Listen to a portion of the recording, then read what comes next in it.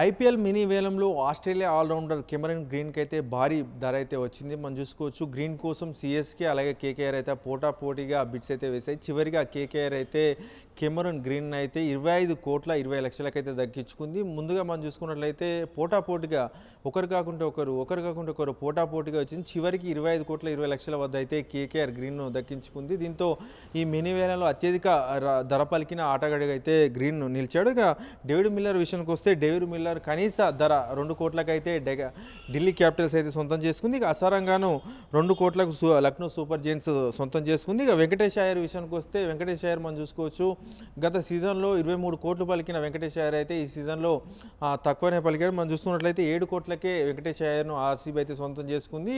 అయ్యర్ కోసం కేకేఆర్ కూడా పోటీ పడినప్పటికీ కూడా చివరిగా ఆర్సీబీ అయితే 7 కోట్లకు వెంకటేష్ అయ్యర్ని దక్కించుకుంది. ఇక డకెట్ ఎవరైతే ఉన్నారో డకెట్ను 2 కోట్లకు ఢిల్లీ క్యాపిటల్స్ దక్కించుకుంది. డికాక్ ఎవరైతే ఉన్నారో మనం చూసుకో దక్షిణాఫ్రికా ఆటగాడు డికాక్ను ₹1,00,00,000 ముంబై ఇండియన్స్ అయితే దక్కించుకుంది. ఇక అన్సోల్డ్ ప్లేయర్లో మనం చూసుకున్నట్లయితే Sarfaraz Khan, Rachin Ravindra, living stone, మియాన్ Mulder, Bain స్టో వీళ్ళెవరు కూడా వీళ్ళని కొనుగోలు చేయడానికి కూడా ఏ ఫ్రాంచైజీ అయితే ముందుకు రాలేదు. వీరంతా కూడా అన్సోల్డ్ అయ్యారు. ప్రస్తుతం అయితే ఈ మినీ వేలం అయితే కొనసాగుతుంది. ఇప్పటి వరకు అయితే కెమెరూన్ గ్రీన్ అత్యధికంగా 25,20,00,000 అమ్ముడుపోవడం జరిగింది.